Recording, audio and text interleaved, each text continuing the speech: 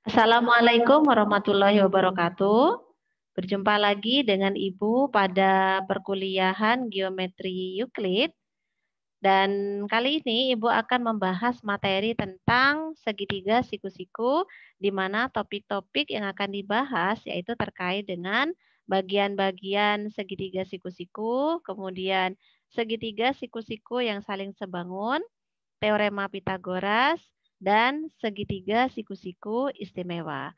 Baik, kita mulai dengan bagian yang pertama, yaitu bagian-bagian segitiga siku-siku.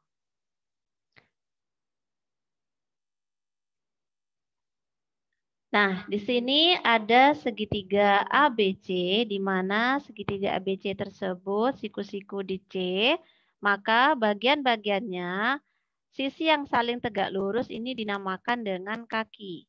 Jadi AC dan BC ini adalah kaki-kaki segitiga siku-siku. Sedangkan sisi miringnya AB ini dinamakan dengan hipotenusa. Kemudian ada CD. CD di sini adalah tinggi segitiga siku-siku terhadap hipotenusa.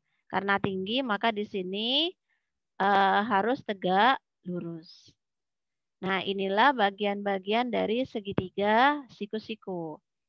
Kemudian, dari segitiga siku-siku tadi, segitiga siku-siku ABC dengan tinggi terhadap hipotenusa CD, ini bisa dibentuk tiga siku-siku yang saling sebangun. Dua segitiga siku-siku dikatakan saling sebangun jika sudut-sudut yang bersesuaian itu sama besar. Sedangkan ukuran sisinya boleh tidak sama. Dan dari satu segitiga ini bisa di breakdown jadi tiga segitiga. Di mana siku-sikunya ini yaitu di C, kemudian di D, dan ini juga di D. Jadi segitiga ABC yang ini, kemudian segitiga ACD yang tengah, dan segitiga BDC yang ini. Ukuran tidak perlu dipermasalahkan ya, ini cuma sketsa. Di mana sudut-sudut yang saling bersesuaian itu adalah ini. Jadi sudut A bersesuaian dengan ini dan bersesuaian dengan ini. Jadi kalau di sini berarti sudut A ini bersesuaian dengan sudut A di sini juga dan bersesuaian dengan yang di sini pada segitiga BCD. Kemudian sudut yang lain yaitu sudut B bersesuaian dengan C, ini sama besar, dan di sini juga sama besar. Berarti di sini dia sudut B di sini dia sama besar dengan sudut yang di sini. Nah, seperti itu. Nah, ketiga segitiga siku-siku ini dia saling sebangun. Saya katakan segitiga yang pertama adalah ini, segitiga yang kedua ini, dan segitiga yang ketiga adalah ini. Sehingga antara segitiga satu dan segitiga dua dia saling sebangun, maka akan berlaku sifat seperti ini perbandingannya. Jadi AB banding AC, jadi sisi-sisi yang bersesuaian itu sebanding. Jadi AB dibanding AC sama dengan AC dibanding AD. Demikian pula sisi-sisi yang lain. Ibu hanya mengambil satu saja perbandingannya. Kemudian karena segitiga satu dengan segitiga tiga itu kongruen, maka perbandingan sisi-sisi yang bersesuaian juga sebanding, yaitu AB banding BC sama dengan BC banding BD. Yang ini. Kemudian segitiga kedua dengan ketiga juga sebangun. Maka berlaku sisi-sisi yang bersesuaian juga sebanding, yaitu CD banding BD sama dengan AD banding CD. Nah, ini adalah sifat-sifat dari segitiga yang saling sebangun. Jadi ini dengan ini sama. Kemudian yang di sini, ini dengan ini sama, dan dengan ini sama. Nah, sebagai contoh di sini, jika ada segitiga siku-siku di sini, kemudian ini tinggi terhadap hipotenusanya dengan panjang B, ini kok lebih sampai sini ya, sampai sini C, ini C, maka bisa ditulis dari segitiga siku-siku tersebut adalah, jadi kalau C banding A sama dengan A banding X, gitu ya. Jadi C banding A itu sama dengan A banding X.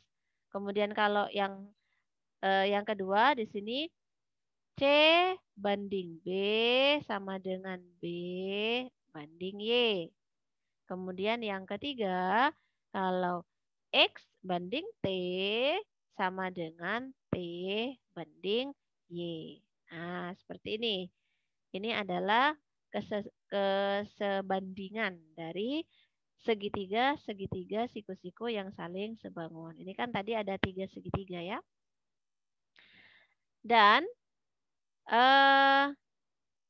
sebagai contoh di sini, nah sebagai contoh misalkan ada segitiga siku-siku dan tinggi hipotenusanya ini, kemudian panjangnya ini dari sini sampai sini adalah 3, kemudian ini sampai sini adalah 9, dan panjang ini adalah X, tentukanlah nilai X. Nah, kita bisa menggunakan rumus kesebandingan tadi ya, yaitu semua ya ini ya. Jadi ini, kenapa kok 12 ya? Tinggal ditambahkan ya.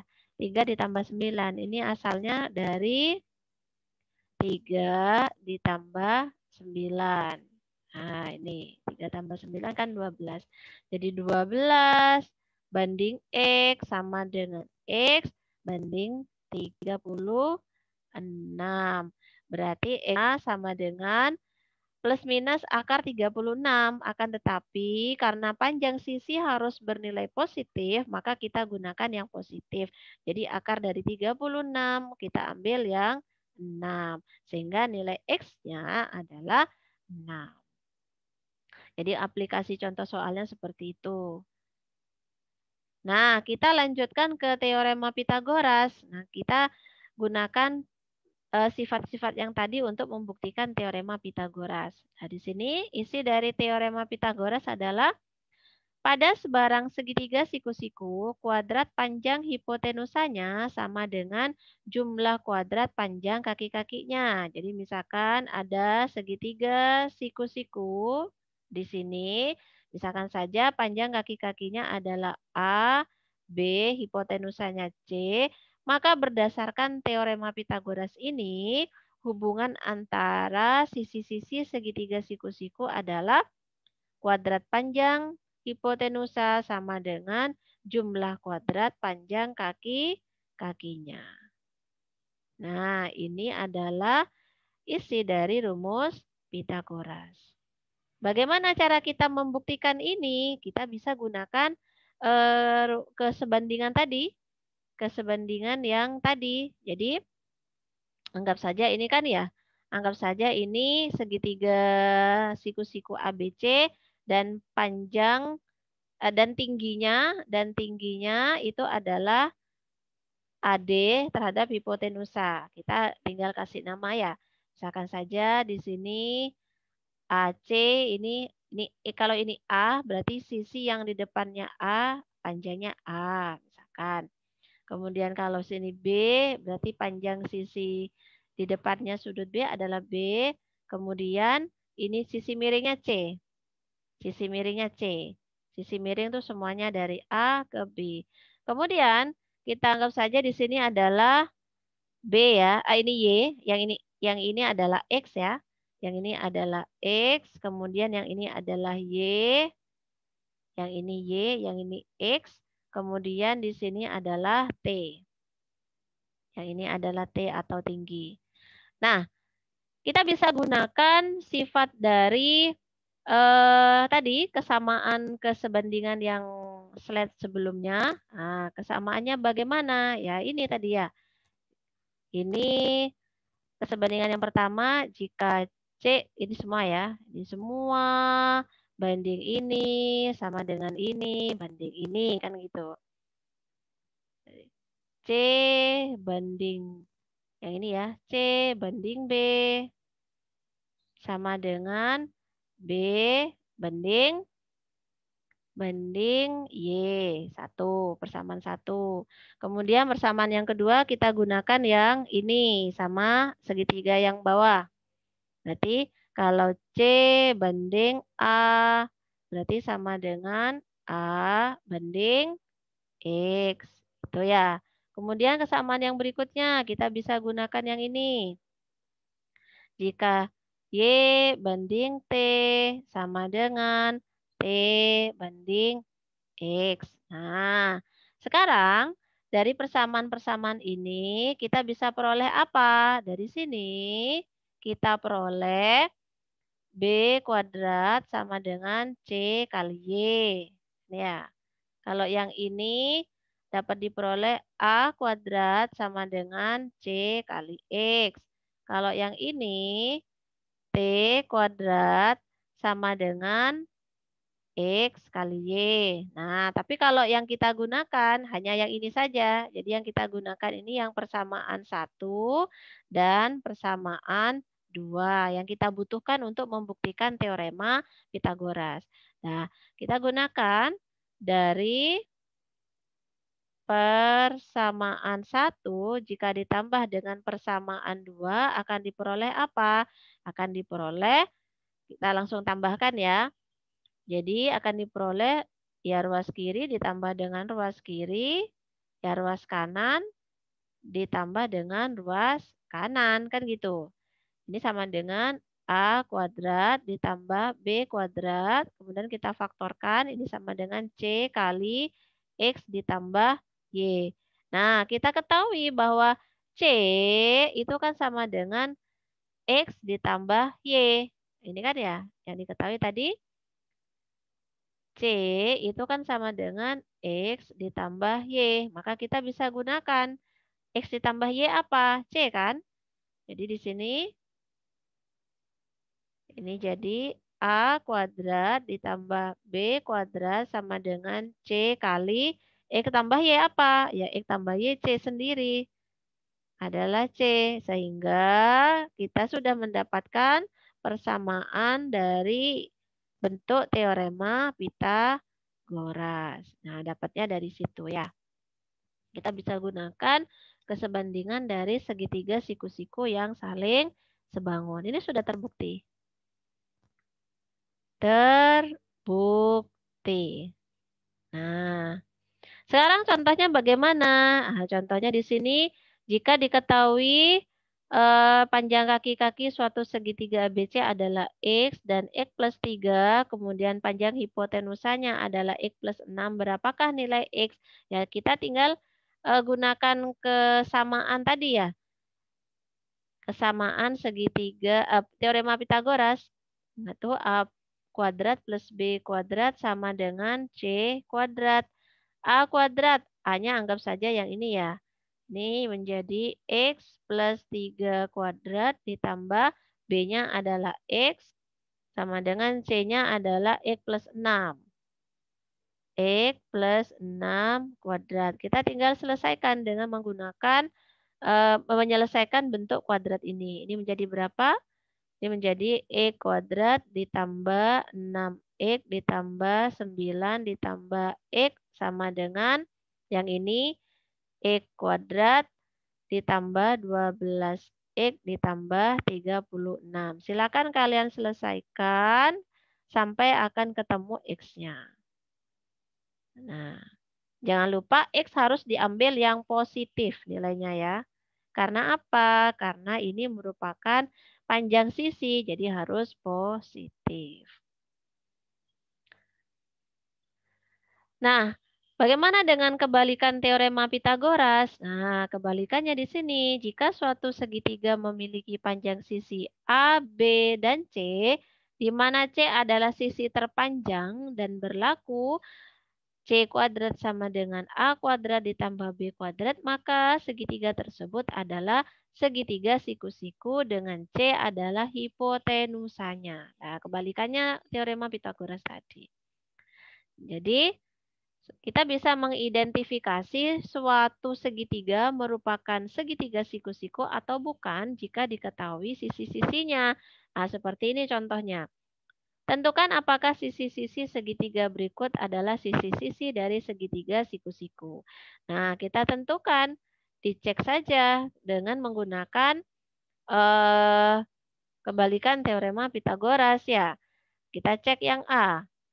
Nah, kalau yang A sisi terpanjang kan 6 ya. Nah, kita nanti belakangan sisi terpanjangnya. Kita cek dua sisi yang lain dulu.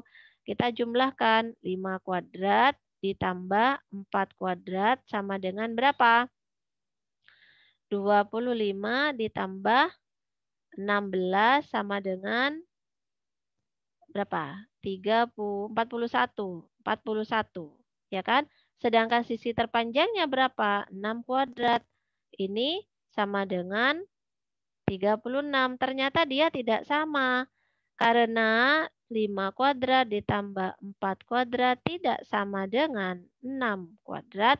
Maka bukan merupakan sisi dari segitiga siku-siku. Jadi ini bukan sisi-sisi segitiga siku siku. Jadi sisi segitiga biasa bukan yang siku-siku. Sekarang kita cek yang B. Yang B apakah dia sisi segitiga siku-siku? Nah, sekarang mana yang paling panjang? Yang paling panjang itu kan 5. Sedangkan yang ini dua sisi yang lain kita hitung kuadrat jumlahnya berapa. Nah, ini kuadrat ditambah akar 14 kuadrat sama dengan berapa? 11 ditambah 14 sama dengan 25. Ini, sedangkan yang 5 sisi terpanjangnya 5 kuadrat sama dengan 25. Ternyata sama. Ternyata karena akar 11 kuadrat ditambah akar 14 kuadrat sama dengan 5 kuadrat, maka merupakan siapa yang merupakan? Ya ini ya. Maka akar 11, akar 14, dan 5 merupakan sisi segitiga siku-siku. Nah, jadi kalau sudah sama ruas kiri dan ruas kanannya, maka segitiga tersebut merupakan segitiga siku-siku. Oke, dan di sini ada perluasan teorema Pitagoras. Jika suatu segitiga memiliki panjang sisi A, B, dan C, di mana C adalah sisi terpanjang, maka segitiga tersebut adalah segitiga tumpul jika C kuadratnya lebih besar dari A kuadrat tambah B kuadrat. Kalau segitiga lancip jika C kuadratnya lebih kecil dari A kuadrat ditambah B kuadrat. Sehingga dengan menggunakan perluasan teorema Pitagoras, kita bisa mengidentifikasi segitiga tersebut merupakan segitiga siku-siku atau lancip atau tumpul. Nah, kalau yang ini tadi sudah jelas ya. Sudah jelas bahwa dia merupakan segitiga ini tadi dapat berapa?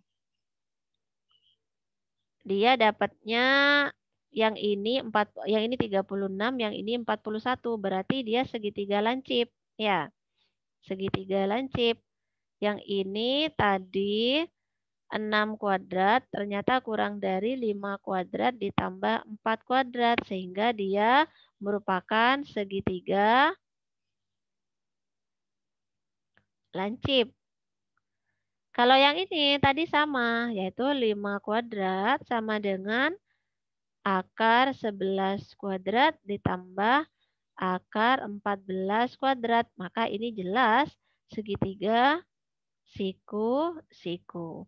Nah, yang ini yang belum kita identifikasi yang ini. Nah, yang ini yang paling panjang ini kan 8 ya. 8 kuadrat itu sama dengan 64. Sedangkan dua sisi yang lain kita jumlahkan. Jadi 5 kuadrat ditambah 5 kuadrat sama dengan 25 ditambah 25 sama dengan 50. Ternyata 8 kuadrat itu lebih besar dari 5 kuadrat ditambah 5 kuadrat. Artinya apa? Artinya dia merupakan segitiga tumpul. Artinya segitiga tumpul yaitu salah satu sudut segitiganya lebih dari 90 derajat. Kalau segitiga lancip, ya semua sudut segitiganya adalah sudut lancip atau kurang dari 90 derajat. Oke, sekarang kita ke segitiga siku-siku istimewa. Di sini yang dibahas yang pertama adalah segitiga siku-siku sama kaki. Berarti dia mempunyai siku-sikunya di C, mempunyai kaki-kaki yang sama panjang, dan sudut kakinya juga sama besar. Maka perbandingannya adalah, perbandingan sisi-sisinya itu adalah perbandingan sisi-sisinya adalah X ya 1 banding 1 banding akar 2. Atau kalau dengan X, X banding X banding X akar 2. Sehingga jika diketahui sisinya di kakinya ini adalah, misalkan sisi di kakinya adalah 5, maka hipotenusanya adalah, maka hipotenusanya adalah 5 akar 2. Nah, seperti ini. Kemudian segitiga siku-siku istimewa yang lain adalah segitiga siku-siku 30, 60, 90. Artinya sudut-sudutnya ya. Jadi di sini sudutnya 90. Kemudian sudut yang di sini adalah 30 derajat. Yang di sini 60 derajat. Kalau yang tadi ini sudut-sudutnya 45 derajat. Yang ini 45 derajat.